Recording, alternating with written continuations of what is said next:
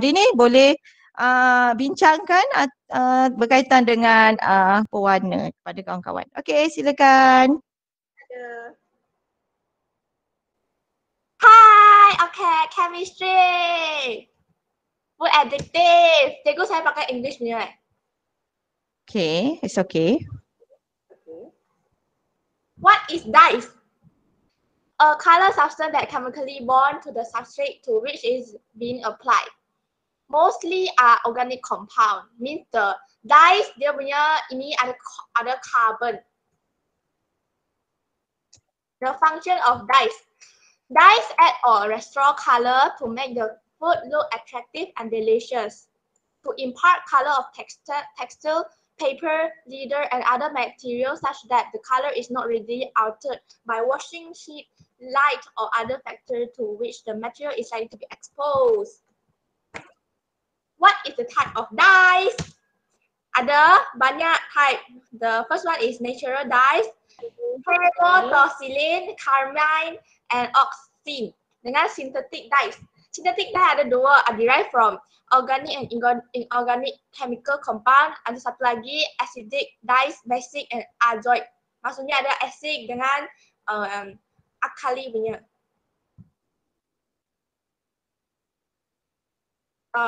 Natural dyes are often negatively charged.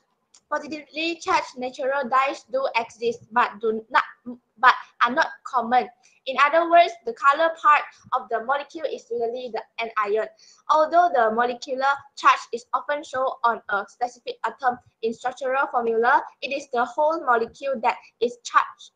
Many, but not means all. Natural dyes require the use of a mordant. Okay? And then natural dyes punya structural formula is like this. And then synthetic dyes. Synthetic dyes derive from organic or inorganic compound. Several types of synthetic dyes are acid, basic, direct, mordant, and reactive. Acid dyes ini ada itu water soluble punya lah, okay? Banyak And then basic dyes dia pun water soluble cationic dyes. Maksudnya dia plus punya. And then direct or substantive dyes dia ialah normally carried out in a neutral or slightly alkaline dye bath on near boiling point with the addition of either NaCl or sodium sulfate or sodium carbonate. Maksudnya dia ialah neutral or slightly alkaline, a little bit alkaline.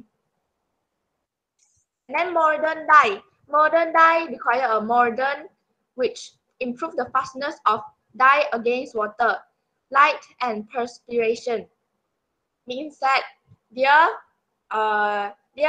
meningkatkan dia punya ini cepat, dia punya kecekapan. And then reactive dyes utilize a chromophore attached to a substituent that is capable of directly reacting with the fiber substrate. And then a direct dye punya structural formula like this. Example of chemical bila ada azo compound. Azo compound dia ada banyak warna, ada yellow, red, brown, or black. And then triphonyl compound dia ada green, blue, purple color. And then caramel dia ada brown color. Ada example of food that used in our daily life is Coca-Cola. According to Snoop, the original formula for the soda require caramel. Yang tadi kita cakap punya, so dia caramel tu brown color lah. So dia sekarang dia bagi Coke banyak brown color punya. Food, canned food, makanan apa Makanan dalam tin, yang ditinkan. Yeah. The end. Okay. That's all for me. Okay, Rini. Bila Rini dia diberikan tugasan, dia bagi high level, kawan-kawan pun pening, tapi ini info yang bagus lah kan.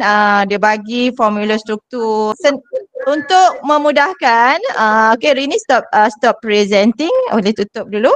Okay, pewarna ni ada dua, pewarna semula jadi, pewarna sintetik. Itu yang Rini maksudkan tadi. Okay, ada dua. Dan pewarna ni adalah menambah atau mengembalikan warna makanan. Okay, supaya nampak lebih menarik. Kalau kita nampak makanan tu pudar je kan, kita pun tak nak. Kalau paling senang awak lihat gula-gula.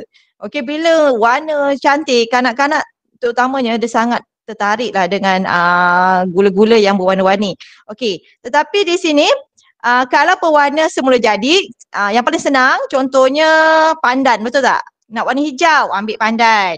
Nak warna kuning, ambil kunyit. Itu adalah pewarna semula jadi.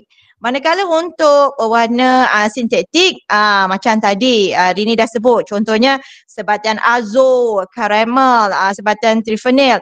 Tetapi mungkin tertinggal sedikit, Rini tak menyentuh kesan sampingan lah. Okay? Kesan sampingan terutama sekali pewarna-pewarna sintetik tadi sebenarnya. Dan di sini cikgu nak kongsikan lah sebenarnya salah satu kesan pewarna sintetik ni, terutama sekali sebatian azo, okay, adalah boleh menyebabkan kanak-kanak terutamanya hyperaktif. Jadi awak tengoklah, diri awak tu hyperaktif tak? Aktif tak awak ni? Sampai sekarang pun ada yang tak tahu duduk diam kan? Agaknya terlebih makanan yang mengandungi sebatian azo. Okey. Terutama sekali sebatian azo ni, warna ni dia ada banyak dalam makanan ringan. Jadi awak pun boleh menilai kanak-kanak sekarang ni ada yang sangat hyperaktif. Ini adalah antara kesan dia. Antara kesannya hyperaktif pada kanak-kanak disebabkan oleh sebatian azo. Okay, sebatian azo yang digunakan. Jadi kurangkanlah ambil makanan-makanan ringan ni. Okey, tahniah hari ni. Terima kasih banyak-banyak. Okey. Assalamualaikum warahmatullahi wabarakatuh dan selamat sejahtera. Hari ini saya akan menerangkan tentang salah satu bahan tambah dalam makanan iaitu pengantioksida. Apakah fungsi pengantioksida? Yang pertama adalah melambatkan pengoksidaan lemak dalam makanan. Dan yang kedua adalah mencegah ketengikan makanan yang berminyak atau berlemak. Antara pengantioksida yang digunakan di dalam makanan adalah yang pertama, asid ascorbic, vitamin C di dalam gula-gula. Yang kedua, asid citrik dalam makanan berminyak seperti kek dan biskut. Yang ketiga, tocopherol, vitamin E di dalam margarin. Dan yang keempat adalah butylated hydroxytoluene, BHT, yang berada di dalam krim atau gula-gula getah. Berikut merupakan antara situasi yang menggunakan pengantioksida dalam hidup kita.